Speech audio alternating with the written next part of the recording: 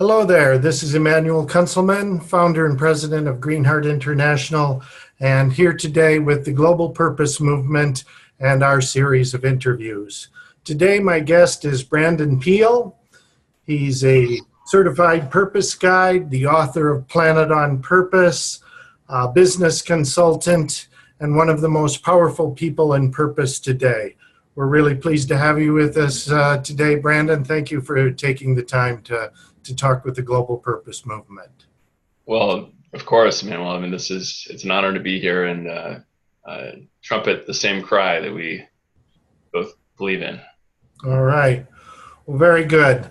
So, Brandon, let's kind of start back at the beginning a little bit. You had a pretty conventional life early on.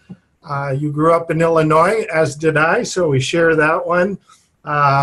College frat guy, went into investment banking, had plenty of fun.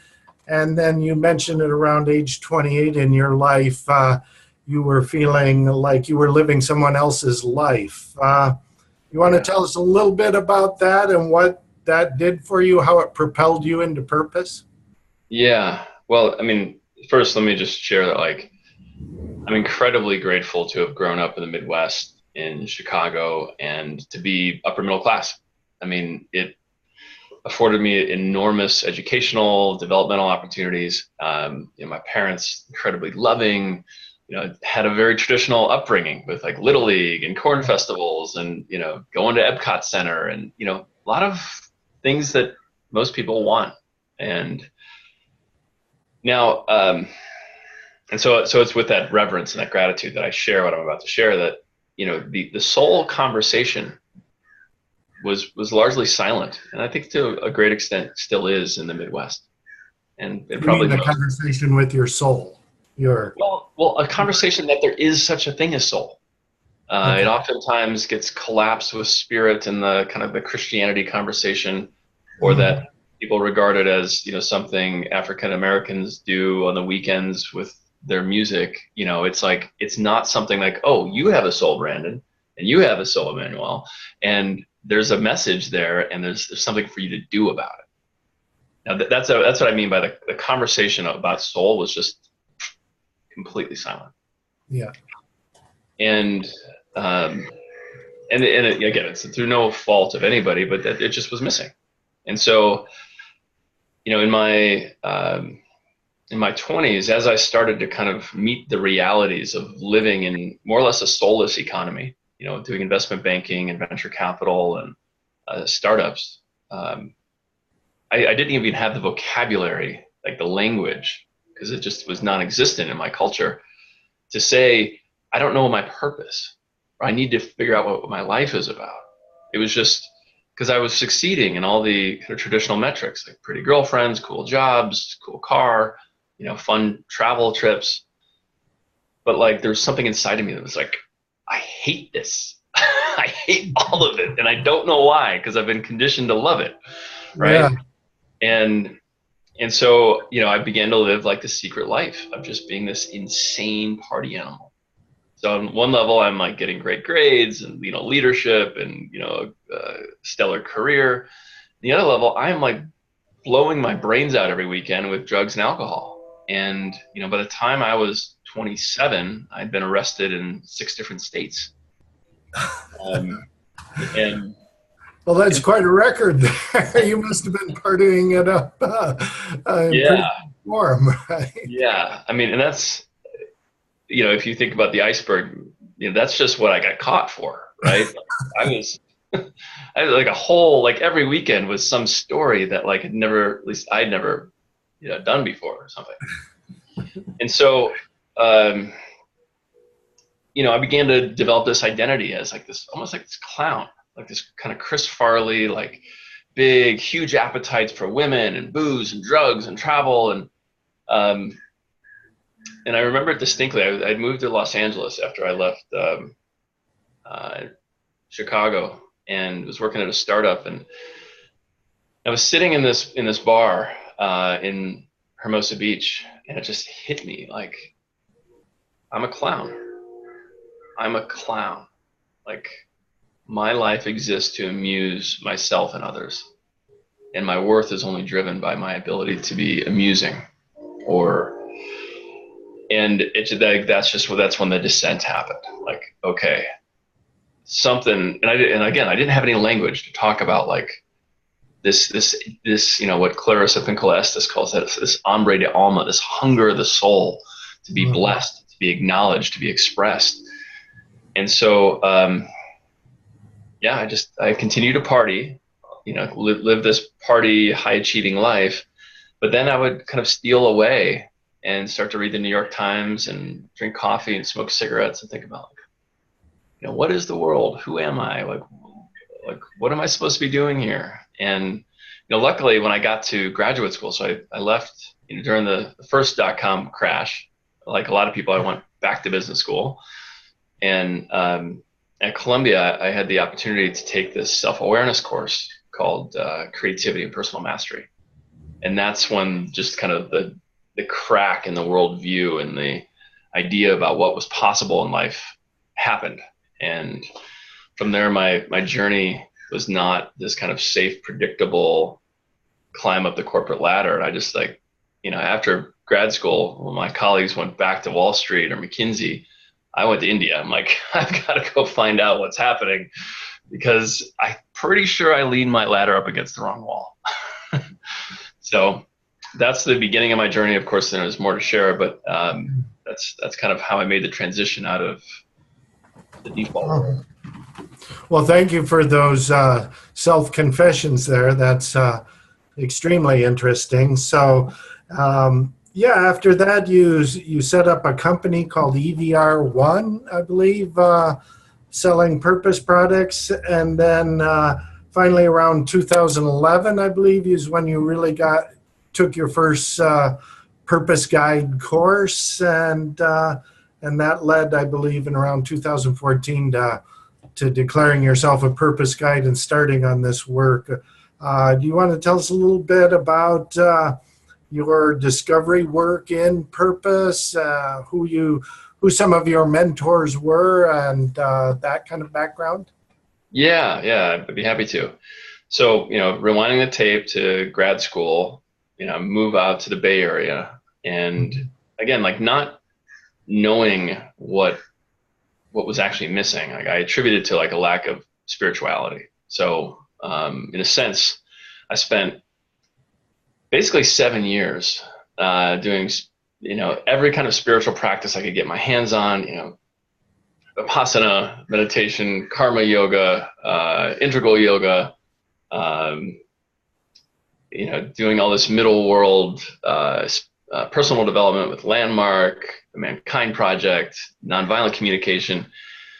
And, I had all these great breakthroughs, right? It was, I learned how to love my parents again, and how to communicate and use I statements and all these, kind of foundational adulthood skills. But like none of it really landed me in myself. I said, okay, well, Brandon, this is who you are. This is what your life is meant to do here.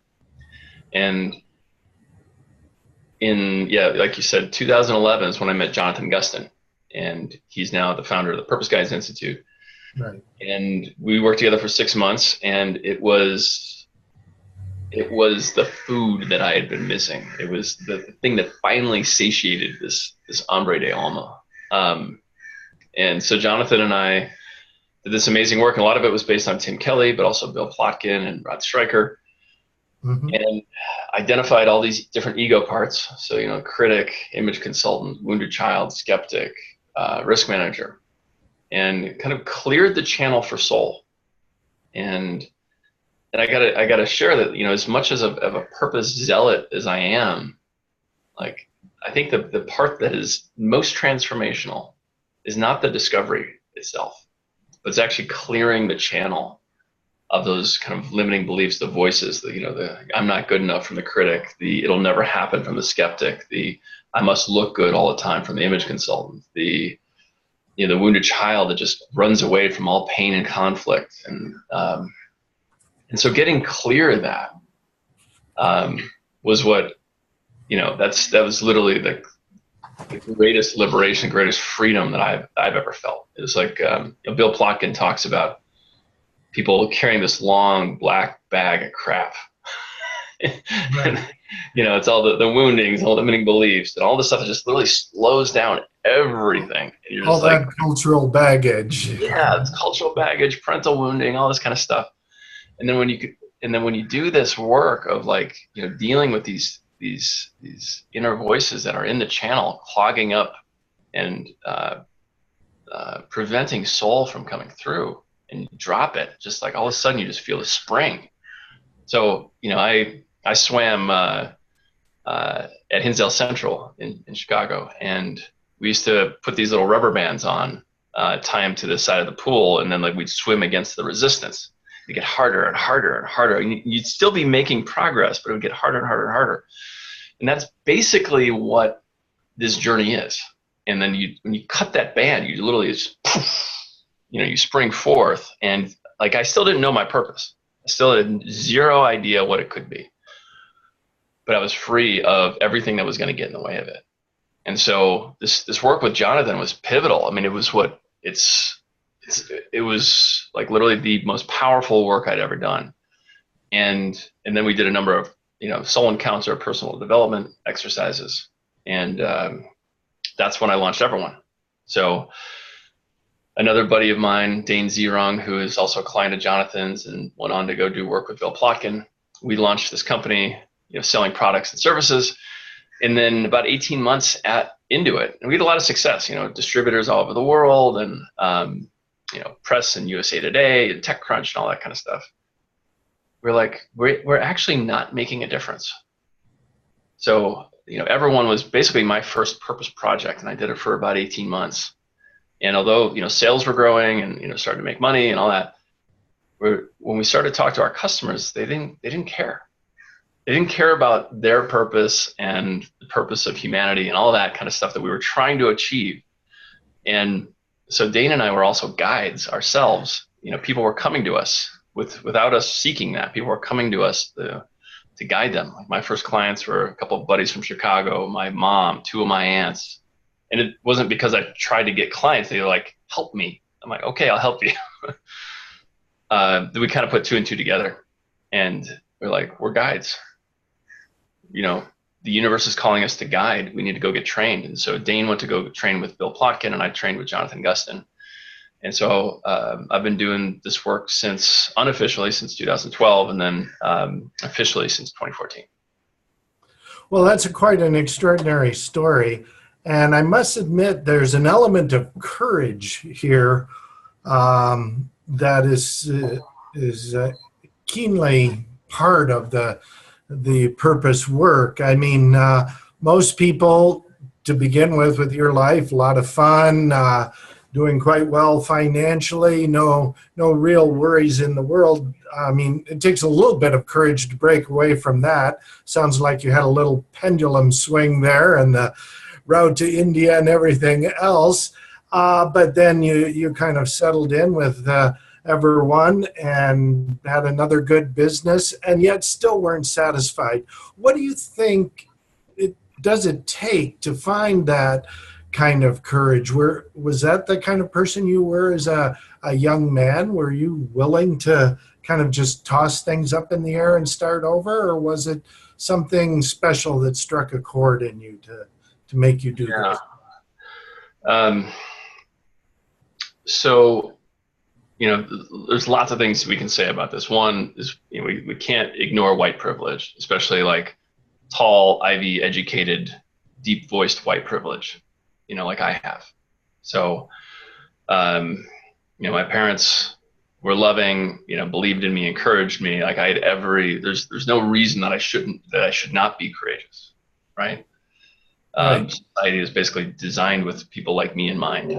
And so that's an important context of presence. And what I developed in absence of soul, or like in absence of like genuine self-love, like a lot of young men, was false bravado. So I had already spent my teens and 20s pretending and puffing myself up like I was great. So putting myself in uncomfortable situations and declaring myself leader and, creating things that have never been done before socially, that was something that was a wounding response that I developed.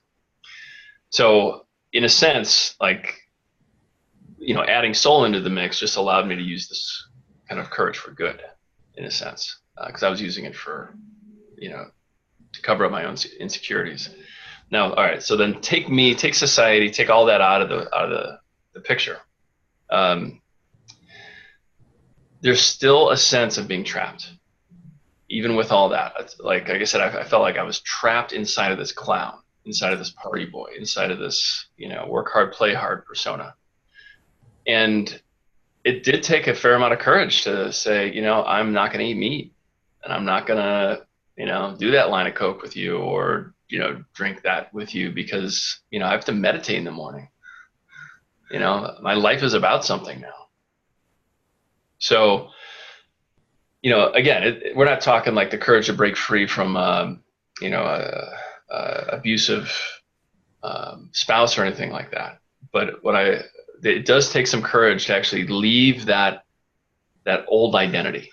And that's what the purpose discovery journey gives you, because you get to look at every single source of that identity and how you became that way. Then what that gives you is agency, and you can see it and see the pattern, so that you recognize that that's not you.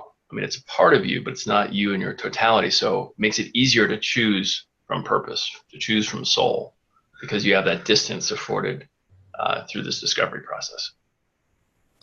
Well, thank you for that sincerity. That's a really, beautiful story, in the sense that you recognize that you were born with privilege, and you sense this certain obligation to fulfill that. It's clearly evident that you've done a lot of purpose work, both within yourself and with others, and you've got a very visible handle on the obstacles in the path and the triggers that make you break through the impediments. And you've become a living example of what you're now teaching today. So let's delve into that a little bit. Your work, you've outlined your new book out here, Planet Purpose, and you talk about a purpose expedition, and it's kind of like a hero's journey, really, that you take people through. You have very precise steps, talk about preparation for the journey, the search, the trials, the pitfalls you're going to follow. You want to take us a little bit through some of your recent writings and what that expedition, how it carries out? Yeah. Well, thank you. So I'll just share how it was born, because I think that's important. So the privilege that I have, and as do all guides have, is to birth new life. It's Jonathan Gustin, he talks about himself as a whole person midwife, and the purpose or soul discovery embodiment process is literally, we're birthing new life. And it's amazing to be there when it happens. It's just like the greatest show on earth. It's like watching the Grand Canyon. It's just this amazing thing when you see a person that was this way, and then they're this way now. And, after doing this for a couple of years, it occurred to me, we're not going to get there in time, because I share a lot of the same understanding of our political, economic, and ecological situation. And it's not that, I'm not a doomsdayer or anything like that, but I'm also really clear what's missing in the world. It's purpose. We have purposeless leaders, purposeless companies, zero understanding of our species, planetary purpose. There's just, 87% of humanity is disengaged at work, and when you think about that, with that everything about humanity as it is right now, everything great that we've created in the last few decades or even centuries, has been created by a tiny fraction of the population. The Enlightenment thinkers numbered in the like 1,000 maybe. Right. And Yeah. you think about, all the innovation, all the art, all the beauty, all the civil rights, everything that we've achieved as a species in the last century, just a handful of folks. You could be fatalistic and say, oh, well, they're the great ones. There's only one Martin Luther King. There's only one Gandhi or only one Elizabeth Cady Stanton. But I know that not be true. So my experience guiding people has shown me that like people who think they're small are actually really big. And so when I see that 87% of humanity disengaged, I'm like, let's flip it. Like, let's stop that and let's awaken the whole species to purpose. Because, I want to have 8 times as much greatness and 8 times or 8 times less purpose substitutes, and like 8 times less disempowering constructs, and 8 times less addiction, 8 times less war, and 8 times less everything else that we do when we're not on purpose. So I want to have more people being born unto themselves, to become reborn from their soul. And so that's what, in 2015, what inspired me to like start doing online courses and to experiment with scaling this as fast as possible, so that we have the capacity and the soulful infrastructure to actually use all of our species best practices. I mean, Manuel, as you know, it's not like we're not scratching our heads figuring out how to have heaven on earth. We all know how to do it. Like the Northern Europeans are showing us the governance model, and the education systems. The Swiss and the Icelandic are showing us the energy. The Japanese are showing us public transportation. We're not like at a loss for like best practices. What's missing is people's purpose-driven leadership. And so, in my judgment, this is why we need these great, effective courses to have people wake up quickly, effectively, and at a low cost, so that this education becomes a civil right. So that it moves from just online education into our schools, into our churches, into our companies, and that the soul conversation becomes lifelong. And so that's why I wrote the book. That's why, we have the Global Purpose Expedition, and it's to make these tools available to get it to as many different people as possible. Because there's only a handful of guides out there, maybe a couple hundred people who've been trained to do this work. And, that's going to shift very quickly with these, the 3 schools that are training guides. But we have to have like this baseline purpose awareness. And so that's what the Global Purpose Expedition is designed to facilitate. Mm-hmm. Well, you've given quite a bit of credit to Jonathan Gustin here. I had the privilege of talking to him the other day as well, and certainly understand how he could be a very enlightening mentor. And you mentioned that, he talks about finding this identity phrase of what your purpose is. In his case, this midwifery of wholeness, as you mentioned, and seemingly a very beautiful, appropriate phraseology there for Jonathan. How about you? Can you put your purpose into one identity moment there? Well, I will share that it's always on the move for me, and that there's an emerging edge. But where I'm sitting right now is, I would call, more of a mythopoetic image. And so it's Buffalo Heart who loves and wholes, like WHOLE, the world. And, again, I don't tell, when people ask me my purpose, I don't say I'm Buffalo Heart who loves and holds the world. That sounds pretty good to me. But like, you and I are in the same conversation, but like, I tell people that I empower them to live the lives they want and have, careers of prosperity and creativity and impact. Yeah. And that's my common usage. The model that I use to describe purpose is actually tenfold. So, to share a few parts, but Okay. like the Yeah. call for. Before we get to that, you mentioned, multiplying some of your abilities and impact and things by a factor of 8.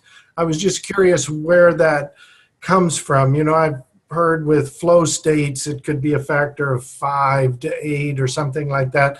But can you just enlighten us a little bit on where that factor of 8 comes from and how that works? Oh, I mean, it's just a shorthand for what happens when we take 13% of the population who's engaged and then times it by 8, you get to I got 100%. Yeah, Okay. that's all I meant. All right. No, I just wanted to clear that one up.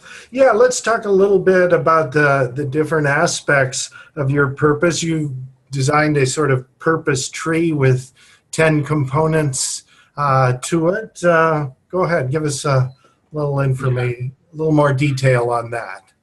Well, let me just first share that, Jonathan's purpose octagon, uh, you know, that's what I trained in. So I have a deep understanding for what it means to have a purpose that has many aspects to it. And Jonathan's scholarship and his influences with Tim Kelly and Rod Stryker and Tom Cheatham and Bill Plotkin and all that, it's in order for me to talk about my understanding of purpose, I first have to express gratitude for the lineages involved. And so all this stretches back to many of our native shamanic lineages. And so the reason why I offered a new articulation is because a lot of these models for understanding purpose are more or less an individual internal orientation. I mean, yes, they include things like mission, about what you're doing in the world, sometimes vision, but they don't actually address this explicit inner outer kind of mirroring, this dance. And so, after doing my training with Jonathan, I began to dive into a lot of his influences, like Michael Meade, and began to see that there's this world soul, individual soul dance, and that in order to truly understand the subject of soul purpose, we have to enter into this dance with the collective in a very real way. And so that's what I wanted to add to this. And I found a few other things I wanted to add to it as well. But so this model is an attempt to create a balance between the individual and collective, between the more creative, ascendant, what might be called masculine aspects of purpose, the stuff that is action oriented, versus the more receptive or incendent, what might be called the more feminine aspects of purpose. And to create a model that connects them and expresses their wholeness, as well as relates them to the outer world. So, thus the purpose tree, and basically, you're familiar with the torus pattern. It's basically Yes. what Yeah, a kind donut. of like a donut. Yeah, it's Yeah. like a donut, Yeah. and it's an energy field pattern that we see everywhere. The Earth is a torus. Apples are a torus. Trees are a torus. It can be said. Some cosmologists have said the universe is a torus. Could well be. The We universe don't. is a torus. Our hearts are toruses. Our whole body, consciousness, energy systems are toruses. And I have to give credit to Susan Mashkus, who's a PGI graduate and worked closely with Jonathan for helping me see that all these different parts of purpose kind of have this dynamic orientation. They relate to one another and express one another and feed off of one another in what could be considered a toroidal pattern. Mhm. And so I looked at the tree. I'm like, okay, well, a tree is a very common torus. It's found in it's an archetype that's in every major mythology and cultural tradition. Well, let's map purpose to it and see if it fits. And again, this is like all models, reductive, incomplete, wrong in some way, shape, or form, and it'll be made better by somebody else. But essentially, what you have is a tension between two poles. So at the bottom, you have this the roots, this base level understanding of who you are, your core, your essential qualities, your virtues, the aspects of human perfection that you are put here to embody, express, and cultivate. And it's kind of a very inactive, radiating essentialness to you. And then at the top, you have what I call the call. And this is the thing that calls you, your deepest heartbreak and the deepest heartbreak out in the world, that you've been called forth to answer. Like, it's knocked on your door. It says, hey, jerk face, pick up the phone. We need you. Get off your butt, like, stop living inside these small narratives or whatever the heck else you think your life is supposed to do, and help us. Help us achieve what we need to achieve. Help us heal. Help us. And so you hear this call, and it's this emotional, you've received it. Like, you've heard it. Now your answer to that is your vision. So you have this, and this is at the top of the tree, the call and the vision. And these two things, they pull you up, pull you into action. So this is that toroidal energy pattern, like pulling you up, from your roots into action. And it gets expressed out in the world as the branches. So you have your powers, the things you're great at. You have your flow states, these circumstances, these activities that you were designed to express and inhabit and become one with. And then you also have your mission and your craft. And so mission, is the near-term thing that you do to achieve your vision and answer the call. And the craft is like your genius, your life's work, what Tim Kelly would call your blessing. And this is essentially what you are devoting the rest of your life to mastering. So it's the one transformative process that you are going to study, perfect, create, innovate, experiment with, and literally become the master of it at some point, the artisan of that particular way of transformation. Now, it could be transforming ground into fertile fields. It could be transforming, buildings into masterpieces. It could be transforming, people into heroes, whatever it is for you. But if there's something that you do, you take something, as Tim Kelly says, from one state, move them through this process, and you leave them in that state over there. So, and all that is encircled by your story. So your narrative, your personal mythology that touches all these points, all the roots, all the branches. And then within that is also your understanding, your worldview of what reality is and what the cosmic, planetary, and species purpose actually are.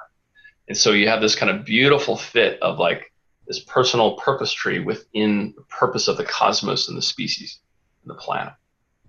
And so that's a purpose tree. And that's why I'm called to it, because it's my purpose to express our species' purpose. It's my purpose to awaken every human to not only their own individual greatness, but how that fits into the greatness of species and the planet and the cosmos. Well, I see a beautiful tree of humanity going into fruition out there. And thank you for that explanation of the toroidal energy of this tree. A couple of things within that process that I'd like to delve into a little bit more here. First of all, the call. Yes, they do knock on the door, but some of us are taking a nap in the back room and don't really hear the call, maybe most of us. Do you have any special techniques or ideas to help people be open and receptive to the call? Yeah. One of my favorite, most foundational purpose exercises is called the Purpose Triangle. It's basically a guided visualization, and it takes people into this place of deep heartbreak. And you begin to get present to how unworkable the world is and what are the unique ways in which the world doesn't work that hurt you the most. And that just basically allows you to hear the call. And so they go through this process, and then they begin to articulate the top 10 things in the world that break their heart. And then from that place, they listen to, well, where is my personal story most activated and engaged and resonant with that particular type of suffering in the world? And so, that's what I found to be the most effective exercise that reveals people's call, even if you spend a whole life ignoring it. You do this 15-minute exercise, you get pretty darn clear, like what's kicking you in the crotch the hardest. Yeah. Well, yeah, sooner or later we do need to to wake up to that. I think planet Earth itself is calling out to us for help. So the calls are coming in from all angles here. But once someone hears the call and they get started on the path and hopefully get a purpose guide, because this isn't easy work. You've made reference here so far to many of the resistances we face, these kind of inner voices, the critic, the skeptic, the risk manager, the wounded child, all this socialization process that has been so deeply embedded in our upbringing. Do you want to speak to that a little bit and how you help people through all those inner voices of skepticism and criticism to themselves? Yeah. I have to presence Tim Kelly's book. Now, this is the book that I used on my purpose journey with, Jonathan led me through Tim's process. And most of these terminologies come from True Purpose, I believe. The ones yeah. that, yeah. So I'll put it this way. When you hear the call, you begin to act irrationally. You begin to do things that the ego would not want you to do. So, like the call has you volunteer. The call has you spend more time with the people you love. It has you do all these things that our traditional understanding of economic actors and selfish people don't do. And now, then you have to go be that selfish economic actor in the world. You've got to go put yourself in society and your job and all that. And that's where the conditioning starts to appear, and we use that. So we end up having this kind of schizoid life where what's called our survival dance. We have to be a certain way at work or in society. And then we have our sacred dance, where we are another way expressing our soul. And so once people are aware that they're living two different lives, that's when they're willing to take a jackhammer and to start, saying, like, why is this not soulful? Like, what do I have to disappear? What do I have to transform here? And once that's present, then somebody can go do purpose work, basically, and go to work on each of those voices. And that's what Tim's process, and which a big part of the work I do does. It effectuates that deep self-awareness of knowing each of those voices, their origin story, why they've sabotaged you in the past, what they really need in order to step out of that channel and allow your kind of soul information to come through, and what role they'll play in your life after your purpose becomes fully revealed. And so, doing this work, it's something that works effective. It's highly effective one-on-one. And Tim and myself and a bunch of other people are John Darrell Rue. We're trying to scale it. We're trying to figure out how to bring this into online courses so that you have people coming alive with rapidity and with efficiency and velocity, and they get clear of these voices, and then they can hear like the fullness, the full revelation of their soul, and then move it out into the world, because they now have not only the new direction of the soul revelation, but they've understood those 5 voices over here. So when future resistance comes up, which it will out there in the future, they have the tools to overcome it. Oh, there you are, critic. I see that you don't think this is good enough. There you are, image consultant. I see that you want me to like not be bold and loud in this room. And so you can talk with these different voices and then listen to their concerns and then continue to take purpose-aligned action. And so that's a shorthand for how the process works. Yeah.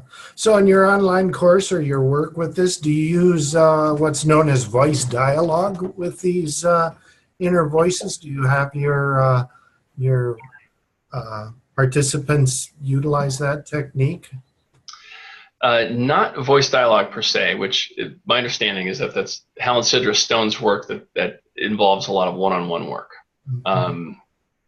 What we do is we use um, the theory as well as the amazing gifts of Tim Kelly's approach, and have people do it in a written dialogue format. So you get to interview that part and ask them questions.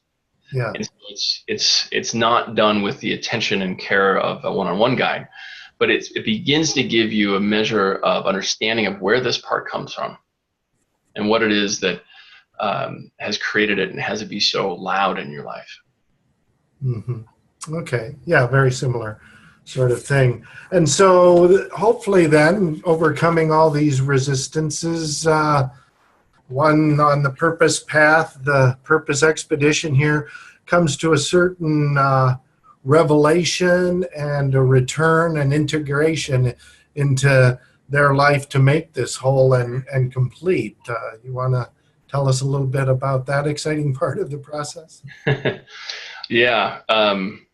Believe it or not, like you would think that the return would be, this glorious, jubilant thing, but it's actually incredibly scary because you just got this huge vision for your life, and then you got to bring it home into like every context. So your health, your relationships, your family, your career, your community, your finances, your spirituality, and so bringing it home actually is requires a lot of careful discernment and guidance and support of a community.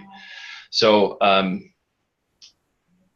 I'll put it this way: there's two powerful tools we use here. The first is a purpose project. So we have people actually.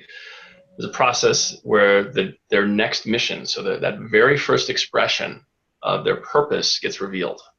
And then they create a 30 to 60 day deliverable of that project. And they build a team around it. And so putting them in action with their purpose in a controlled environment, with the support of a community or with the support of a guide, allows them to use all the tools to deal with all the resistance that comes up around their purpose. And so they leave the program with not just the awareness and the tools, but actually having a project in the world that is complete, that is the expression of their purpose. So there's the beginning of a track record of purposeful project after purposeful project over and over and over again. Now, so that's the first tool, is like moving them into action. Now the second is creating kind of these purposeful outcomes in each of these 7 key areas of life. So, health, relationship, etc. And to begin to kind of do basic life coaching type stuff. So like if your purposeful expression is to lose the 50 pounds you've been carrying around, you got to do that. But now you've got the new fire because there's a deeper drive, a deeper sense of identity. It's not about looking good anymore. It's about you've got this chassis that is designed to enjoy and fulfill on your purpose, and it needs to be cared for. Same thing with getting your finances cleaned up and getting your relationships in integrity, and so on and so forth. So there's a lot of middle world, basic personal development that ends up being revealed once the soul comes online. Because the soul's like, hey, I'm out. And then you look at your life, it's like, my life looks nothing like my soul. It's a giant, or I'm going to swear, it's a giant shit show here. And I got to clean it up. And so, so we begin to look at that. And what I always recommend for people who've completed a purpose program is to do embodiment integration work. And I do this one-on-one with my clients, but for those of you who can't work with a client or with a coach or a purpose guide, I recommend Landmark. Their seminars are amazing, especially sitting in circles. So men's circles, women's circles, the Mankind Project, Women Within, Sterling, Women in Power, Authentic Man Project, all these things. Like when you have a tight cabal of like 8 to 10 people who are standing for your greatness in the world, who believe that you are your purpose and that you just have to do a bunch of personal development work to express it. That's what actually has purpose become, effective, becomes this new way of being, is having the support of a community or a circle or a team of people who are holding you to that high standard that you say you are, that your soul has told you that you are. Yeah, it's really very important to have these projects, to put it into action, and to have this community support. You know, at the Global Purpose Movement, we're now working on some kind of purpose circles that we want to help create precisely for this reason, because you do have this revelation. You come home and, as you say, oh boy, where do I go now? Who's going to believe me? I've had this beautiful vision, but what do I do with it? How do I get accepted? And it's quite a daunting task at the beginning. So it does help to have some support.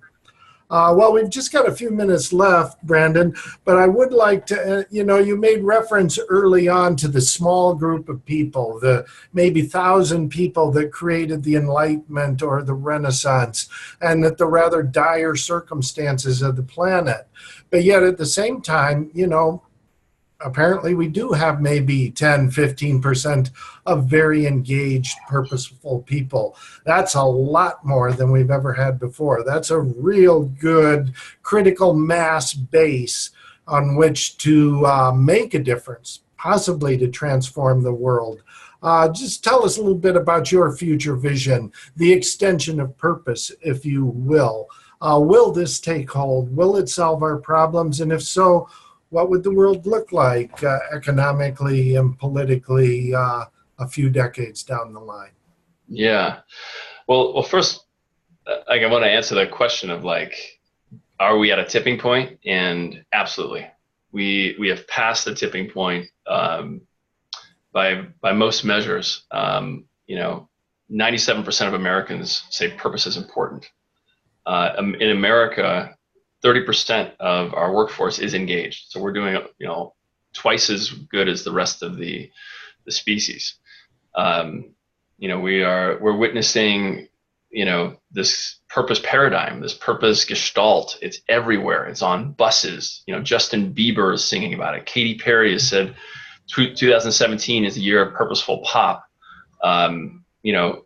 We have three of our largest generations, boomers, yourself, Gen X, me, and then millennials, are all coming into the question at the same time. Boomers are retiring with their amazing skills, networks, and capital. Gen X is coming online into our most economically productive years and politically powerful years. And the millennials and Gen Z are popping out of college and being like, we're not gonna climb a corporate ladder for fun. Like, it's got to be meaningful, it's got to be passionate, it's got to be creative. So the appetite, the culture, it's there. That's what, my book expresses it. Aaron Hurst's book expresses it. This is happening. So now the question is, like, what are we doing now? Like, what is it? What is the vision? What are we actually moving towards as a society, as a species? And so, of course, it looks like a bunch more people doing the education themselves. So getting this work into schools, churches, companies, ASAP. So moving this work into our existing organizations, existing religious and educational systems. And then we have to revision what it means to be purposeful in every mode of human cooperation. So what is a purposeful marriage or romantic partnership? What's a purpose? What's a family on purpose? What's a community on purpose? A company on purpose? And then eventually moving up to the state level. So Tim Kelly's, working with Israel and Colombia on, like, what is the purpose of those sovereignties? Now, how would that actually look? Now, one of the things I explore in my book is, like, the only way to do this, it's not going to happen without some kind of structural shift. So we can't just have purposeful people doing the same jobs more purposefully. If we have that, we'll actually ensure our demise even faster. If we're more creative, more productive within the existing system, we're going to continue to destroy the planet, species. We're going to get more of the same purposeless outcomes. So we actually need a new structure, a new system. And so what I believe needs to happen next is actually to revisit this concept of city-state, of having geographically, politically, culturally, and economically ecologically cohesive units of purpose, of human cooperation, and to bring this down to the city level. And we're already starting to see it. We've got over 200 cities worldwide that are part of CitySlow, the Slow Cities movement. In the United States, we have a number of cities that are doing citizen revisioning projects. Chattanooga, Tennessee is one I focus on in my book. Also spent some time thinking about what Chicago could look like if it found its purpose. But when you look at what Chattanooga did, mid-sized American city, they brought in citizens, and over 1,000 participated and said, what do we want? Who are we as a people, as a place? And they did this in 2000, and they've completely changed what it means to live in Chattanooga. Outdoor Magazine has rated it in 2011, 2015, the best place to live if you love the outdoors. So it's got this mix of city and culture. And so we're beginning to see these cohesive city-states starting to come online and assume more and more of a geographical identity that is purposeful. So that's what I see happening. I see it happening at the city level. And from there, maybe expanding on, setting a best practice example, maybe leading to states, nation states, hopefully someday maybe a cohesive, some sort of world government that might take our planet into consideration and figure out a way for us all to live in peace and prosperity, having found our purpose. Amen. Yeah. That'd be nice. Well, Brandon, it's such a great pleasure to talk to you. I just feel kind of tingles of inspiration here just from listening to you. I wish we could go on all day. I'd love to delve into a little bit more into all of these components, discovery of the soul's purpose, but I think you've whetted our appetites here, and I hope people will follow up. Your website is brandonpeele.com. They can probably find out more about your courses and that there. You're going to be at the Purpose Summit that the Global Purpose Movement is sponsoring coming up November 11th and 12th in San Francisco. People can find out more about that at theglobalpurposemovement.com or .org. Do you have anything else you'd like to tell us about, any events coming up or things you'd like to share with us to that regard? Yeah, absolutely. So I'll share two other websites. So planetpurpose.org is the kind of the broader kind of community brand around my book and the Global Purpose Expedition. So that's where you can find out about upcoming trainings. We've got a free training coming up next week, and then the Global Purpose Expedition, this live 10-week course that I'm running with this amazing team that includes John Darrell Rue, Spencer Honeyman, Kara Hess, and Michael Stern. We're going to do a live 10-week course that begins September 23rd. So if you'd like to join us live in a very cost-effective, powerful way to find your purpose and express it, join us. Yeah, planetpurpose.org is where you can find just about everything about the larger contributions that I do. BrandonPeele.com is more about my individual purpose guiding. Okay, planetpurpose.org. Yep. All right. Well, thank you so much, Brandon. Really appreciate you taking the time to share your thoughts with us. Thank you so much for being the purposeful person you are, for leading people in these critical times towards their purpose.